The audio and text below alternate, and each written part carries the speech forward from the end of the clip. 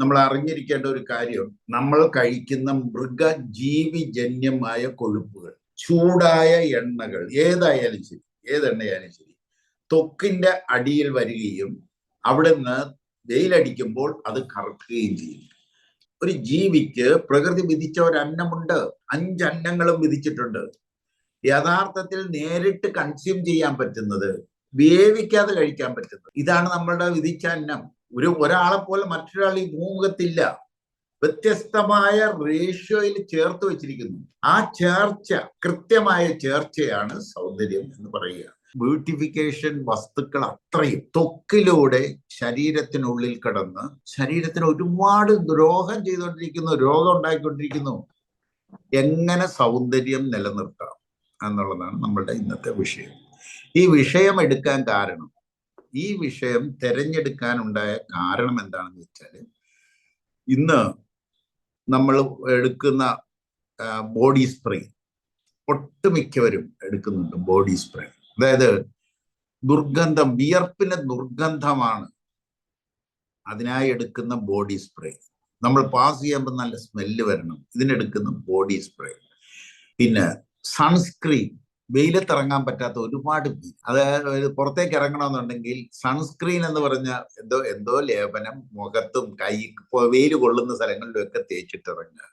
Lipstick ഇന്ന് വ്യാപകമായി കേരളത്തിൽ കണ്ടുവരുന്നു. കുട്ടികൾ, മുതിർന്നവരും ലിപ്സ്റ്റിക് ഇടുന്നു. പണ്ട് ഈ പതിവ് കൂടെ ഇല്ലായിരുന്ന ഒരു സാധനം, പക്ഷെ ലിപ്സ്റ്റിക് ഇടുന്നുണ്ട്.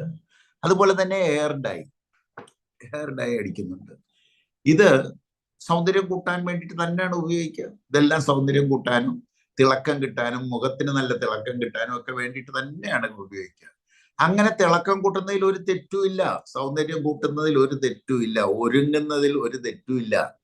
പക്ഷേ ഈ മാർക്കറ്റിൽ നിന്ന് വാങ്ങുന്ന സാധനങ്ങളും ബ്യൂട്ടി പാർലറിൽ പോയി അവരുപയോഗിക്കുന്ന സാധനങ്ങൾ എല്ലാം ഒരു നല്ലൊരു ശതമാനം, ഒരുപക്ഷെ 90% മേൽ, ഇനി ഓർഗാനിക്കായിട്ടുള്ള ജൈവപരമായ മാത്രം ചെയ്യുന്ന ക്ലിനിക് ഉണ്ടോ ഇല്ലെന്ന് എനിക്കറിയില്ല.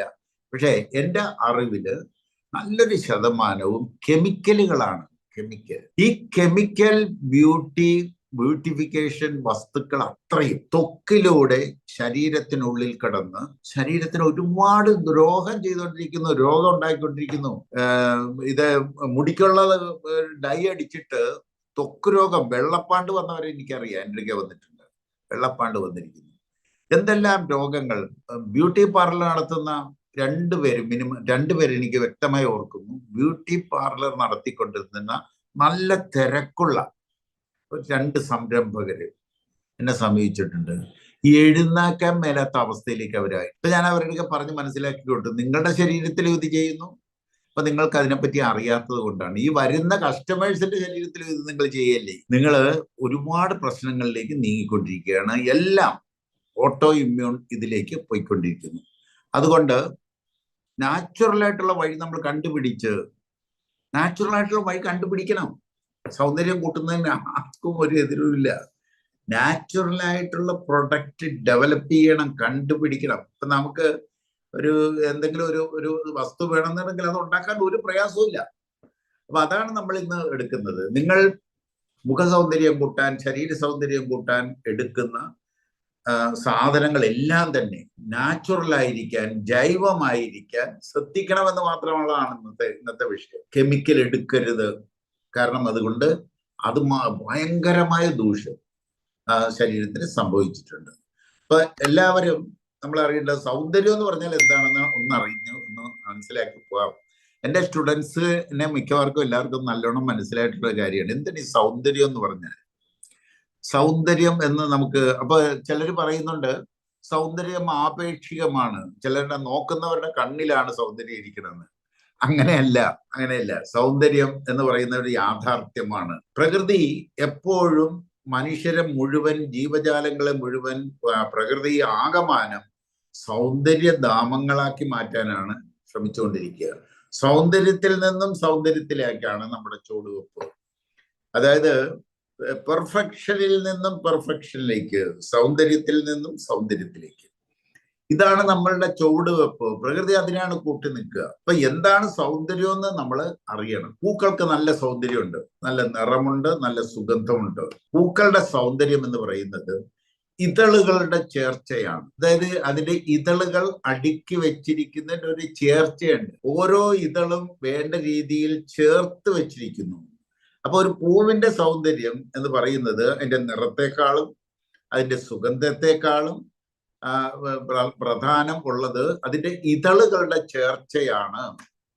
അപ്പോ ഒരു ചേർച്ച, ഇതാണ് സൗന്ദര്യത്തിന്റെ രഹസ്യം. സൗന്ദര്യ രഹസ്യം, പ്രകൃതിയുടെ സൗന്ദര്യ രഹസ്യം എന്താണെന്ന് അറിയുക. ഒരു ശരീരത്തിന്റെ സൗന്ദര്യം എന്ന് പറഞ്ഞാൽ അവയവങ്ങളുടെ ചേർച്ചയാണ്. അപ്പൊ ഒരാളെ പോലെ ആയിരിക്കില്ല മറ്റൊരാൾ. ഒരാളെ പോലെ മറ്റൊരാൾ ഈ ഭൂമുഖത്തില്ല. വ്യത്യസ്തമായ റേഷ്യോയിൽ ചേർത്ത് വെച്ചിരിക്കുന്നു. ആ ചേർച്ച, കൃത്യമായ ചേർച്ചയാണ് സൗന്ദര്യം എന്ന് പറയുക. അവയവങ്ങളുടെ ചേർച്ചയാണ് ശരീരത്തിന്റെ സൗന്ദര്യം. അവയവങ്ങളുടെ സൗന്ദര്യം എന്ന് പറയുന്നത് കോശങ്ങളുടെ ചേർച്ചയാണ്. ഈ അവയവം സൃഷ്ടിച്ചിരിക്കുന്ന കോശങ്ങളുടെ ചേർച്ചയാണ്. അപ്പൊ കോശങ്ങളുടെ ചേർച്ച സൗന്ദര്യം എന്ന് പറയുന്നത് നമ്മൾ കഴിക്കുന്ന പഞ്ചഭൂതങ്ങൾ 5 അന്നങ്ങളുടെയും ചേർച്ചയാണ്. അതായത് 5 അന്നങ്ങൾ, നമ്മൾ 5 അന്നങ്ങൾ കഴിക്കുന്നുണ്ട്. അത് ആകാശം, അഗ്നി, വായു, വെള്ളം, ഭൂമി എന്ന് പറയുന്ന പഞ്ചഭൂതങ്ങൾ എന്ന് പറയുന്ന 5 അന്നങ്ങളാണ്. ഈ 5 അന്നങ്ങളുടെ ചേർച്ചയാണ് ഒരു കോശത്തിന്റെ സൗന്ദര്യം എന്ന് പറഞ്ഞാൽ. ശരീരത്തിന്റെ സൗന്ദര്യം എന്ന് പറയുന്നത് ഈ 5 അന്നങ്ങളുടെ ചേർച്ചയാണ് എന്ന് പറഞ്ഞാൽ ഇത് മുഴുവൻ വിധിച്ചതാക്കണം. ഇപ്പൊ നേരത്തെ ഇൻട്രൊഡ്യൂസ് ചെയ്തപ്പോ പറഞ്ഞില്ലേ, കാലിലെ പാടുപോയ കാര്യം. വിധിച്ച അന്നമാക്കിയപ്പോൾ പാടുപോയി. അപ്പൊ വിധിച്ച അന്നത്തിലേക്ക് നമ്മൾ മാറാൻ കഴിഞ്ഞാൽ ശരീരത്തിന്റെ രോഗങ്ങൾ മാത്രമല്ല മാറുക, മനസ്സിന്റെ രോഗങ്ങൾ മാത്രമല്ല മാറുക, ശരീരത്തിന് സൗന്ദര്യവും കൂടി വരും എന്നുള്ളതാണ് അതിന്റെ രഹസ്യം. അപ്പൊ നമ്മൾ വിധിച്ച ഭക്ഷണം എന്ത് എന്ന് മനസ്സിലാക്കി പടിപടിയോ ഒറ്റയടിക്ക് പോകാൻ പറ്റില്ല എന്ന് അറിഞ്ഞുകൊണ്ട് തന്നെയാണ് ഇത് പറയും. പക്ഷേ നമ്മൾക്ക് അങ്ങോട്ട് പോയേ മതിയാവും. അതുകൊണ്ട് എല്ലാവരും സ്വമനസ്സാലെ കാര്യം മനസ്സിലാക്കിയിട്ട് വിധിച്ച അന്നം, ഒരു ജീവിക്ക് പ്രകൃതി വിധിച്ച ഒരു അന്നമുണ്ട്. 5 അന്നങ്ങളും വിധിച്ചിട്ടുണ്ട്. യഥാർത്ഥത്തിൽ നേരിട്ട് കൺസ്യൂം ചെയ്യാൻ പറ്റുന്നത്, വേവിക്കാതെ കഴിക്കാൻ പറ്റുന്നത്, ഇതാണ് നമ്മളുടെ വിധിച്ച അന്നം. വേവിക്കരുത്. പ്രകൃതി നമുക്ക് വേണ്ടി വേവിക്കുന്നുണ്ട്, പാകം ചെയ്യുന്നുണ്ട്. ആപ്പിള് പ്രകൃതി പാചകം ചെയ്തതാണ്, നമ്മൾ പാചകം ചെയ്യേണ്ട. നമ്മൾ പാചകം ചെയ്യുന്ന ഭക്ഷണം മുഴുവൻ നമ്മളുടേതല്ല, വിധിച്ചതല്ല. വിധിച്ചതല്ലാത്തത് കൊണ്ടാണ് നമ്മൾ പാചകം ചെയ്യേണ്ടി വരിക. പ്രകൃതി പാചകം ചെയ്ത കാർബോഹൈഡ്രേറ്റ് ഉണ്ട്, പ്രോട്ടീൻ ഉണ്ട്, ഫാറ്റ് ഉണ്ട്. ഇത് എവിടെ നിന്നാണ് വരേണ്ടത്? ഒരു മരത്തിൽ നിന്നും വരേണ്ട ഫ്രൂട്ടാണ്. ആ ഫ്രൂട്ട് നേരത്തെ ഒരുപാട് പേര് ഫ്രൂട്ടോറിയനൊക്കെ പറഞ്ഞിട്ടിരുന്നു. പക്ഷേ അതിൽ കാർബോഹൈഡ്രേറ്റ്, പ്രോട്ടീൻ, ഫാറ്റ് കൺസിഡർ ചെയ്തിരുന്നില്ല എന്ന ഒറ്റ തെറ്റ് മാത്രമേ ഉണ്ടായിരുന്നുള്ളൂ. ഫ്രൂട്ടേറിയൻ തിയറി ശരിയാണ്. ഫ്രൂട്ടേറിയൻ, നമ്മളെ മനുഷ്യ ശരീരം ഒരു ഫ്രൂട്ട്സിന് വേണ്ടിയിട്ട് ഡിസൈൻ ചെയ്തതാണ്. അതിനു വേണ്ടിയിട്ടുള്ള ഡൈജസ്റ്റീവ് സിസ്റ്റമാണ്. ദഹനരസങ്ങളെല്ലാം അതുപോലെയാണ്. അപ്പൊ നമുക്ക് സൗന്ദര്യം വേണമെന്ന് ആഗ്രഹിക്കുന്ന സകലരും, രോഗം മാറണമെന്ന് ആഗ്രഹിക്കുന്ന സകലരും, ആരോഗ്യം വേണമെന്ന് ആഗ്രഹിക്കുന്ന സകലരും വിധിച്ച അന്നത്തിലേക്ക് മാറിയേ മതിയാവൂ. ഇല്ലെങ്കിൽ പ്രകൃതി നമ്മളെ അതിലേക്ക് കൊണ്ടെത്തിക്കുക തന്നെ ചെയ്യും. അത് നമ്മളെ ചിലപ്പോൾ മാരകമായ രോഗങ്ങളിലൂടെ ആയിരിക്കാം കൊണ്ടെത്തിക്കുക, അല്ലെങ്കിൽ ശരീരത്തിലുണ്ടാകുന്ന പ്രശ്നങ്ങൾ കൊണ്ടായിരിക്കാം. എൻ്റെ അടുക്കെ 2 രോഗികൾ ഇവിടെ ഉണ്ട്. 2 രോഗികൾ ആലപ്പുഴയിലും ഏറ്റുമാനൂരും ഉണ്ട്. ആട്ടുംകാട്ടം പോലെ ശരീരം മാസകലം തൂങ്ങിക്കിടക്കുന്ന ഒരു മുഴകൾ തൂങ്ങിക്കിടക്കുകയാണ്. ഒരു ചെറിയ ഒരു പിന്നിന്റെ കണക്ഷൻ മാത്രമേ ത്വക്കുമായിട്ടുള്ളൂ. പക്ഷെ ഇതിങ്ങനെ ശരീരം മുഴുത്തതും ചെറുതുമായ ലക്ഷക്കണക്കിന് മുഖത്തും ശരീരം മാസകലവും തൂങ്ങിക്കിടക്കുന്നത് മാറ്റാൻ പറ്റിയിട്ടില്ല. ഇതുവരെ മാറ്റാനുള്ള ശ്രമം നടന്നുകൊണ്ടിരിക്കുകയാണ്. അപ്പൊ ഇതൊക്കെ വന്നുകൊണ്ടിരിക്കുന്നതിന്റെ കാരണങ്ങൾ നമുക്ക് വളരെ വ്യക്തമാണ്. വിധിച്ച അന്നത്തിൽ നിന്നും നമ്മൾ ഒരുപാട് മാറിയിരിക്കുന്നു.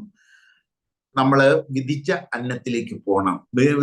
അതായത് സൗന്ദര്യം ആഗ്രഹിക്കുന്നുണ്ടെങ്കിൽ കൃത്രിമമായ കെമിക്കലായിട്ടുള്ള സിന്തറ്റിക് ആയിട്ടുള്ള വഴികൾ തേടരുത്. അത് നമ്മളെ കൂടുതൽ കുഴപ്പത്തിലാക്കുകയേ ഉള്ളൂ. അപ്പൊ നമുക്ക് എന്തൊക്കെ കഴിക്കാൻ വിധിച്ചതെന്നുള്ളതാണ് എല്ലാവരും ചോദിക്കുക. അതെന്താ കഴിക്കാൻ പറ്റുക ഇവിടെ എന്നുള്ളതാണ് ചോദ്യം വരിക. കരിമ്പിൻ ജ്യൂസ് കഴിക്കാം. അങ്ങനെ എവിടാ കരിമ്പിൻ ജ്യൂസ്? കരിമ്പ് നട്ടാ മതി. കരിമ്പ് കൃഷിയുടെ നമുക്ക് വിധിച്ച ഭക്ഷണം ഉണ്ടാക്കേണ്ട ജോലി നമ്മളുടേതാണ്. അതായത് നമ്മൾക്കൊരു സ്വധർമ്മമുണ്ട്. അത് സീഡ് ഡിസ്ട്രിബ്യൂഷനാണ്. നമുക്ക് വേണ്ട ഭക്ഷണവും വെള്ളവും വായുവും സുലഭമാക്കാൻ പറ്റുന്ന രീതിയിൽ വിത്ത് വിതരണം നടത്തണം. ഇത് നമ്മുടെ സ്വധർമ്മമാണ്. അപ്പൊ കരിമ്പ് ഇല്ല, ഉണ്ടാക്കണം. മധുരക്കിഴങ്ങ് ഇല്ല, ഉണ്ടാക്കണം. കടയിൽ നിന്നും മേടിക്കുന്നത് വിഷമാണ്, പച്ചയ്ക്ക് തിന്നരുത്. മധുരക്കിഴങ്ങ് പച്ചയ്ക്ക് തിന്നരുത്. കടയിൽ നിന്നും വാങ്ങുന്നത് മുഴുവൻ വിഷമാണ്. അത് വേവിച്ച് കഴിച്ചോളൂ. പക്ഷേ അതിനുശേഷം പച്ചയോടുകൂടി കഴിക്കാൻ പറ്റുന്ന തരത്തിലേക്ക് നമുക്ക് വേണം. പേരക്ക, ഏത്തപ്പഴം, ഇതെല്ലാം നല്ല കാർബോഹൈഡ്രേറ്റുകളാണ്. അവക്കാഡോ നല്ല ഫാറ്റാണ്, മനുഷ്യ ശരീരത്തിന് അപ്രോപ്രിയേറ്റ് ഫാറ്റാണ്. ഇനി അവക്കാഡോ ധാരാളമായി സുലഭമായി കിട്ടുന്നത് വരെ തേങ്ങയെ ആശ്രയിക്കാൻ നമുക്ക്. തേങ്ങ നല്ല ഫാറ്റ് കിട്ടുന്നുണ്ട്, നല്ല വെളിച്ചെണ്ണയുള്ളതാണ്. അതേമാതിരിയുള്ള സാധനങ്ങൾ നമുക്ക് ഉപയോഗിക്കാം. പ്രോട്ടീന് വേണ്ടിയിട്ട് നമ്മൾ കണ്ടെത്തിയിട്ടുള്ളത് ഇതേവരെ വിധിച്ച പ്രോട്ടീനിലേക്ക് നമുക്ക് എത്താൻ കഴിഞ്ഞിട്ടില്ല. നിലക്കടല വെള്ളത്തിലിട്ട് കുതിർത്തിട്ടാണ് കഴിക്കാൻ പറയുക. ആ പ്രോട്ടീൻ ഡെഫിഷ്യൻസി മേക്കപ്പ് ചെയ്യാൻ വേണ്ടിയിട്ട്. നല്ല പ്രോട്ടീൻ വേണമെന്നുണ്ടെങ്കിൽ ഇതിനെ മാത്രമാണ് നമുക്കിപ്പോൾ സുലഭമായിട്ട് കിട്ടുന്ന ഒരു സാധനം. അപ്പൊ അത് കഴിക്കാൻ പറഞ്ഞിട്ടുണ്ട്. അങ്ങനെ നമുക്ക് ആവുന്നത്ര വേവിക്കാത്ത ഭക്ഷണത്തിലേക്ക് നമ്മൾ മാറണം. ഒരു നേരമെങ്കിലും ആദ്യം തുടങ്ങുക. മാസത്തിൽ 2 ദിവസം വേവിക്കാത്ത ഭക്ഷണം മാത്രം കഴിച്ചു തുടങ്ങുക. മാറ്റം അവരവർക്ക് ഫീൽ ചെയ്യും, അവരുടെ ശരീരത്തിൽ അനുഭവപ്പെടുത്താൻ പറ്റും. അപ്പൊ നമുക്കിത് മാറ്റിയെടുക്കാൻ പറ്റുമോ, ഇത് ചെയ്യാൻ പറ്റുമോ, മാറാൻ പറ്റുമോ, അതെല്ലാം ഓരോരുത്തരുടെ കഴിവിനെ ആശ്രയിച്ചിരിക്കും, ഓരോരുത്തരുടെ ഇച്ഛ പോലെ ഇരിക്കും, ഓരോരുത്തരുടെ തീരുമാനം പോലെ ഇരിക്കുന്ന കാര്യമാണ്. ഇപ്പൊ മുഖത്തെ പാടുകൾ, കഴിഞ്ഞ ദിവസം ഒരാൾ വിളിച്ചു ചോദിച്ചു, മുഖത്ത് കുഴിയുണ്ട്, മുഖക്കുരു വന്ന് വീണ കുഴികളാണ്, മാറ്റാൻ പറ്റുമോ? വയനാട്ടിൽ നിന്നാണെന്ന് തോന്നുന്നു. ഞാൻ പറഞ്ഞ മാറ്റാൻ പറ്റും, കുഴികൾ മാറ്റാൻ പറ്റുമോ? മുഖക്കുരു മാറ്റാൻ പറ്റുമോ? കാരണം മുഖം വികൃതമാക്കുന്ന തരത്തിൽ ചക്കക്കുരുവിന്റെ മുഴുപ്പിലുള്ള മുഖക്കുരുവായിട്ട് എൻ്റെ അടുക്കെ വന്നിട്ടുണ്ട്.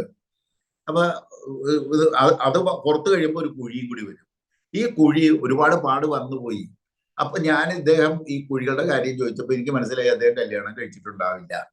ഞാൻ ചോദിച്ചു, കല്യാണം കഴിച്ചോ? ഇല്ല. കുഴിയൊന്നും മാറിക്കിട്ടണം, വഴിയുണ്ടോ? വഴിയുണ്ട്.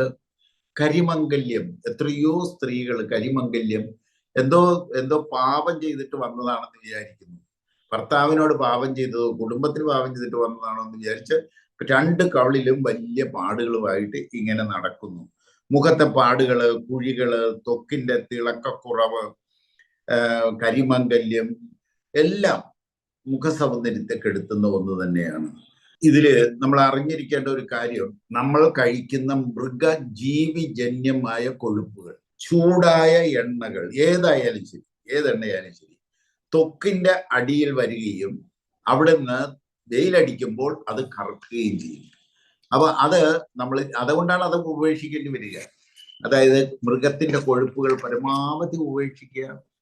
എണ്ണ ചൂടാകാതിരിക്കാൻ ശ്രദ്ധിക്കുക. അത് ഏതെണ്ണയായാലും ശരി, കൊളസ്ട്രോൾ ഉണ്ടാക്കാത്ത ആയാലും ശരി, ഉണ്ടാകില്ലെന്ന് പറഞ്ഞുള്ളതായാലും ശരി, എന്ത് കാരണമായാലും ശരി, എണ്ണ ചൂടാവരുത്. അതായത് എണ്ണ വേണമെന്നുണ്ടെങ്കിൽ കറി വേവിച്ച് ഇറക്കി വെച്ചിട്ട് അതിനകത്ത് വെളിച്ചെണ്ണ ചേർക്കാം. അത് നല്ല വെളിച്ചെണ്ണ ആയിരിക്കണം, കിട്ടാനില്ല. മാർക്കറ്റിൽ നമ്മൾ ഇറക്കാനുള്ള സംവിധാനങ്ങൾ ചെയ്തിട്ടുണ്ട്. അപ്പൊ അങ്ങനെ ഓരോ പ്രൊഡക്റ്റ് ആയിട്ട് മായമില്ലാത്ത ഒറിജിനൽ സാധനങ്ങൾ എനിക്ക് 2000-നും മേൽ 2500-നും മേൽ സ്റ്റുഡൻസ് ഉണ്ട്. ഇവരിൽ ആവുന്നവരെയൊക്കെ കൊണ്ട് റിയൽ പ്രൊഡക്റ്റുകൾ മാർക്കറ്റിൽ ഇറക്കിക്കൊണ്ടിരിക്കുകയാണ്. കാരണം മാർക്കറ്റിൽ കിട്ടുന്ന മുഴുവൻ വിഷമായതുകൊണ്ട് തന്നെ. അപ്പൊ അതിനെ നിങ്ങൾ ആശ്രയിക്കുക, മേടിക്കുക, എടുക്കുക. ഇനി സൗന്ദര്യത്തിന് വേണ്ടി നമ്മൾ എന്തെല്ലാം കാര്യങ്ങൾ ശ്രദ്ധിക്കണം എന്നുള്ള കാര്യത്തിൽ കുറച്ച് കാര്യങ്ങൾ എൻ്റെ ശ്രദ്ധയിൽപ്പെട്ടിട്ടുള്ള കുറെ കാര്യങ്ങളാണ് ഞാൻ. ഒന്നാമത്തെ കാര്യം, എല്ലാവരും കൊളസ്ട്രോൾ ചെക്ക് ചെയ്യണം. ടോട്ടൽ കൊളസ്ട്രോൾ എത്രയുണ്ട്, HDL എത്രയുണ്ട്, LDL എത്രയുണ്ട് എന്ന് നോക്കിയിരിക്കണം. കാരണം ഇതില് നല്ല കൊളസ്ട്രോൾ എന്ന് പറയുന്നത് HDL, ഇത് അതിപ്രധാനമാണ്. ടോട്ടൽ കൊളസ്ട്രോൾ 200, എറൗണ്ട് 200-ൽ നിർത്തണം, 200-ൽ നിർത്തണം. LDL എന്ന് പറയുന്ന ചീത്ത കൊളസ്ട്രോൾ എന്ന് പറയുന്നത് ഒരു 150, എറൗണ്ട് 150-ല് നിലനിർത്തണം. HDL ചോദിക്കുമ്പോൾ എല്ലാവരും പറയും നോർമൽ ആണെന്ന്. നോർമൽ അല്ല, കുറവാണ്. നല്ലൊരു ശതമാനം മനുഷ്യർക്കും HDL കുറവാണ്. HDL കൂട്ടേണ്ടതുണ്ട്. കാരണം ത്വക്കിന്റെ സൗന്ദര്യമാണ് സൗന്ദര്യത്തിൽ പ്രധാനം. ത്വക്കിന്റെ തിളക്കം, സ്നിഗ്ധത, ഇതാണ് പ്രധാനം.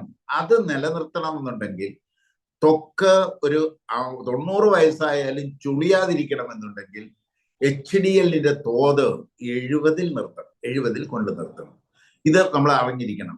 ത്വക്കിന്റെ ആരോഗ്യവും സൗന്ദര്യവും നമുക്ക് ലഭിക്കണമെന്നുണ്ടെങ്കിൽ HDLന്റെ തോത് കൂട്ടണം. അപ്പൊ ടോട്ടൽ കൊളസ്ട്രോൾ കൂടരുത്, LDL കൂടരുത്, HDL കൂട്ടേണ്ടി വരും.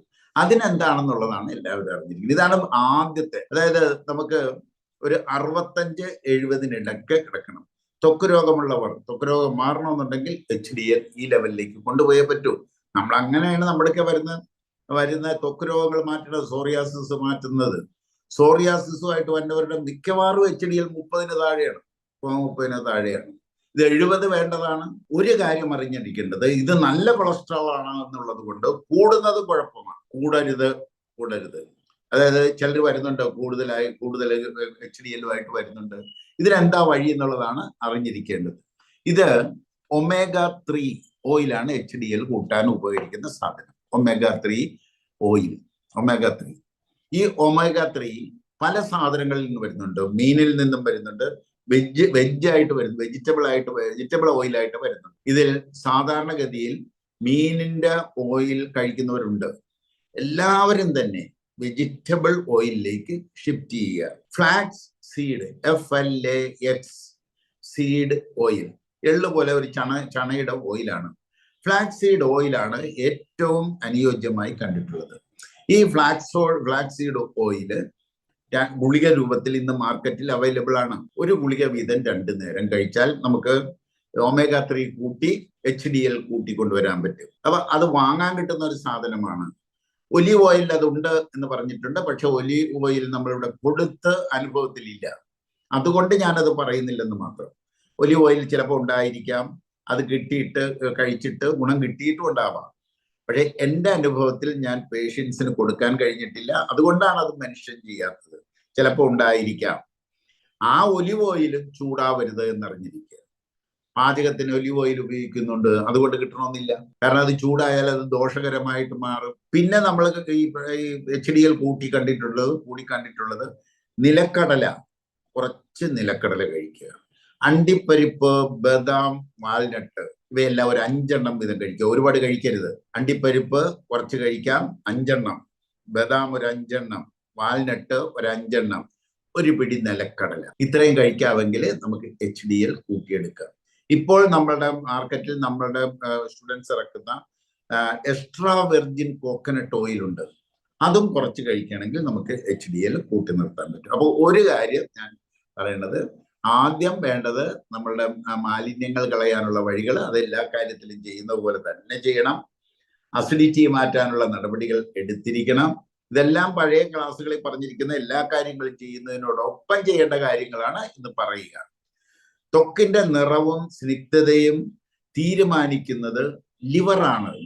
അപ്പൊ ലിവറിന് ലിവർ കാര്യക്ഷമമായി പ്രവർത്തിക്കണുണ്ടോ ഇല്ലേ എന്ന് പരിശോധിക്കേണ്ടത്. കാരണം ഒരു രോഗി വന്നിരിക്കുമ്പോൾ നമുക്ക് ലിവർ പ്രോബ്ലം ഉണ്ടോ എന്ന് നേരിട്ട് പറയാൻ പറ്റുന്നുണ്ട്. കാരണം അത്രമാത്രം ത്വക്കിന്റെ നിറവ്യത്യാസം കാണും. കറുപ്പാണ് ആളുകൾ വന്നിരിക്കുന്നത്, പക്ഷെ വേറൊരു കറുപ്പായിരിക്കും, യഥാർത്ഥ കറുപ്പായിരിക്കും. അപ്പൊ ഇത് മനസ്സിലാക്കണത് ഉടനെ തന്നെ പറയും, ലിവർ പോയി ടെസ്റ്റ് ചെയ്തിട്ട് വരാൻ പറയും. ലിവർ ടെസ്റ്റ് ചെയ്യുമ്പോൾ ഫാറ്റി ലിവർ ഗ്രേഡ് 2 അല്ലെങ്കിൽ ഗ്രേഡ് 3 അല്ലെങ്കിൽ അറ്റ്ലീസ്റ്റ് ഗ്രേഡ് 1 എങ്കിലും ആയിരിക്കുന്നുണ്ട്. അതുകൊണ്ട് ലിവർ നല്ല ഹെൽത്തി ആയിരിക്കാനായിട്ട് എല്ലാവരും ശ്രമിക്കണം. അതില് ഒരു കാരണവശാലും നമ്മളുടെ ഈ കെമിക്കലായിട്ടുള്ള സാധനങ്ങൾ, നമ്മൾ പറയാറുണ്ട്, ഈ ഉറുമ്പ് പൊടി, പാറ്റായിനെ കൊല്ലാനായിട്ട് ഉപയോഗിക്കുന്ന ചോക്ക്, ഹിറ്റ്, കൊതുകുതിരി, കെമിക്കലായിട്ടുള്ള ഗതികൾ ഒന്നും തന്നെ പെരക്കകത്ത് കയറ്റരുത്. അലമാരിക്കകത്ത് വെക്കരുത്. അത് ഒരു വീട്ടിലുള്ള എല്ലാവരെയും തന്നെ ഫാറ്റി ലിവറും ലിവർ സിറോസിസും ആയിട്ടൊക്കെ വന്നുകൊണ്ടിരിക്കുന്നു. ഇതൊരു യാഥാർത്ഥ്യമാണ്. ഇനി ഇത് പ്രൊഡ്യൂസ് ചെയ്യുന്നവർക്ക്, ഇറക്കുന്നവർക്ക് എതിര് വന്നാലും നമുക്ക് പറയാതിരിക്കാൻ പറ്റാത്തത് കൊണ്ട് പറയുന്നതാണ്. കാരണം ഇത് കണ്ടുവരുന്നു.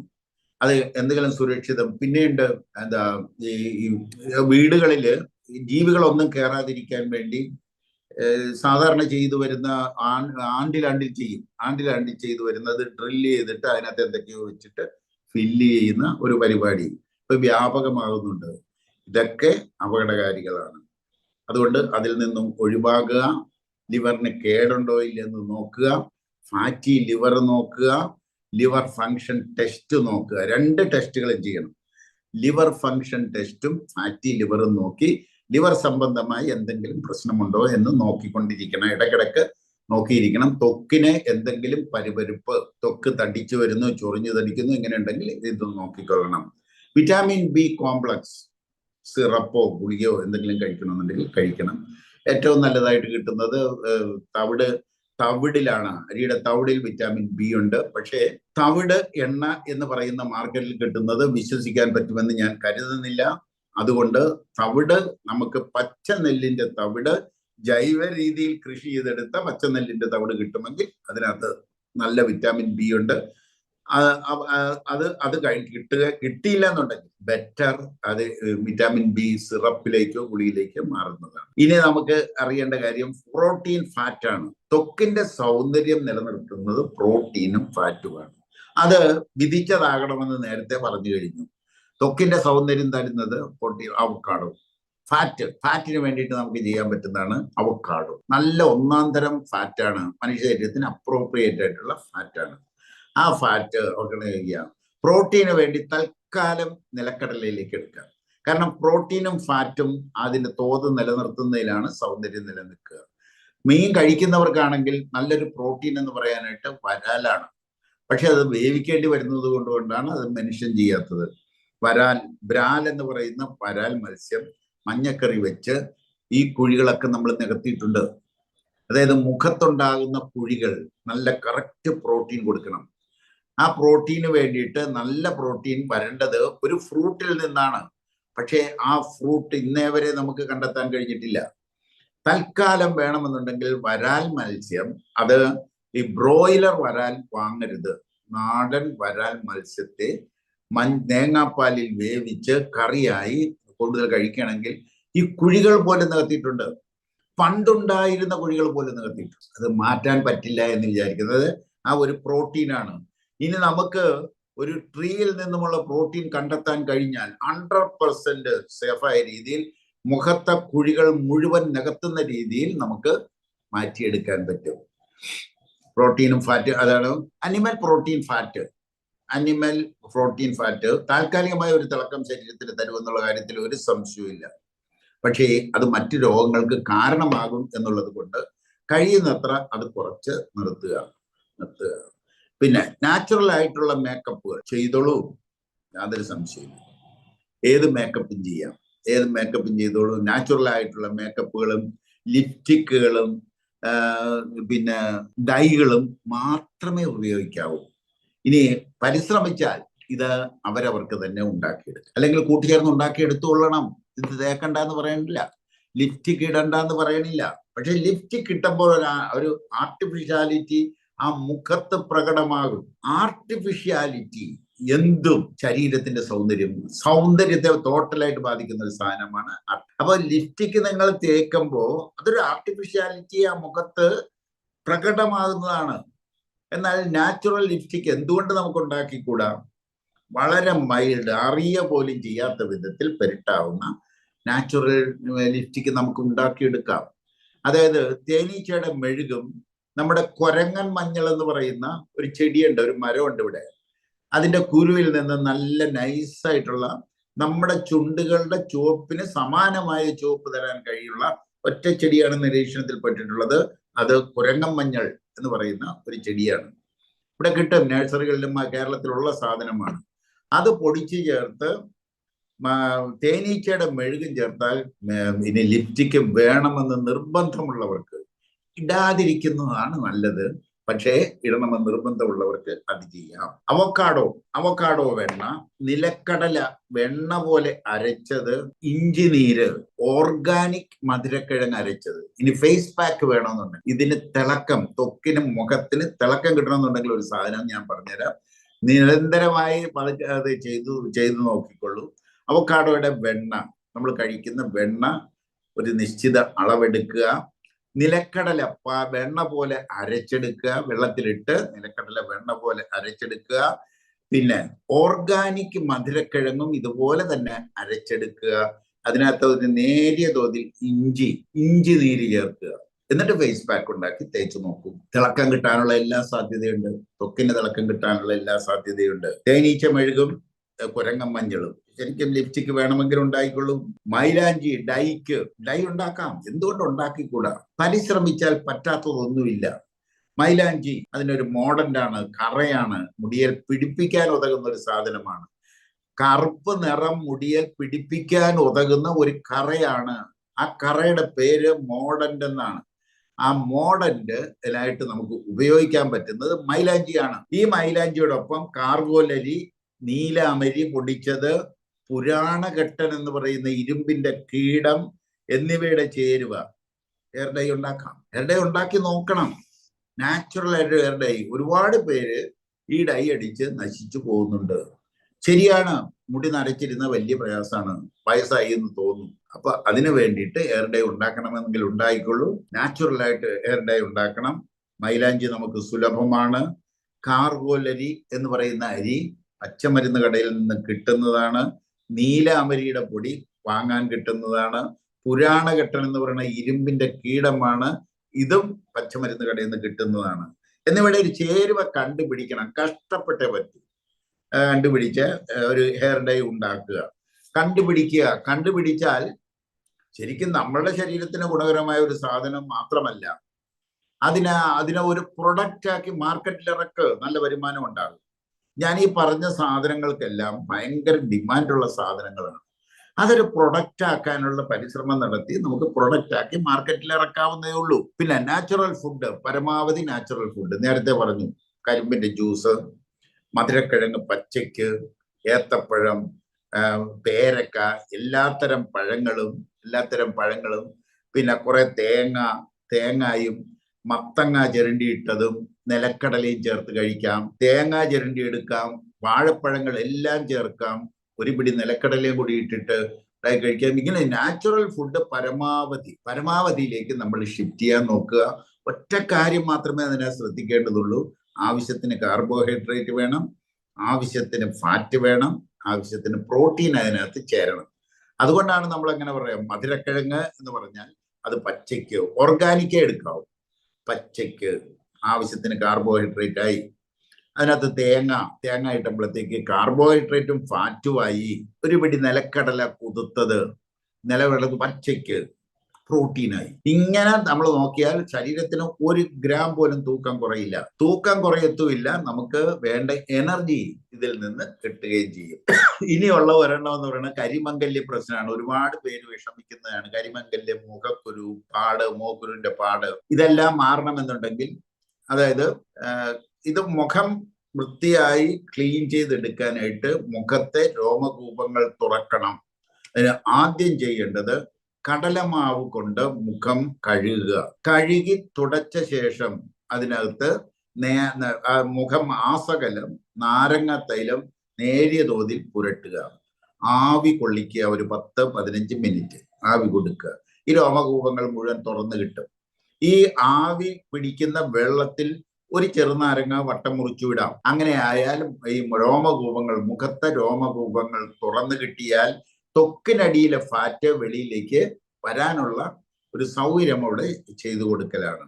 അത് നാരങ്ങ തൈലം പുരട്ടി സ്റ്റീം ബാത്ത് എടുത്ത് ശേഷം കഴുകി തുടക്കുക. വീണ്ടും കടലമാവ് ഉപയോഗിച്ച് കഴുകി തുടച്ച ശേഷം അതിൽ ആ ലേപനം, നേരത്തെ പറഞ്ഞ ലേപനമാകാം. വേണമെന്നുണ്ടെങ്കിൽ നിങ്ങൾക്ക് കുക്കുംബറിന്റെ നീര് വേണമെങ്കിൽ ഒന്ന് പുരട്ടാം. അതല്ലെങ്കിൽ ത്രിഫല ചൂർണം വെള്ളത്തിൽ ചാലിച്ച് പുരട്ടാം. അതല്ലെങ്കിൽ നേരത്തെ പറഞ്ഞതുപോലെയുള്ള മധുരക്കിഴങ്ങും നിലക്കടലയും ഇഞ്ചി നീരും എല്ലാം കൂടി ചേർത്തിട്ട് നമുക്കൊരു ലേപനം. നേരത്തെ ഞാൻ ആദ്യം പറഞ്ഞ ഒരു ലേപനമുണ്ടല്ലോ, അത് അവക്കാഡോ വെണ്ണ, നിലക്കടല വെണ്ണ പോലെ അരച്ചത്, മധുരക്കിഴങ്ങും എണ്ണ പോലെ അരച്ചത്, അതിനകത്ത് ഒരു ലേശം ഇഞ്ചി നീര്.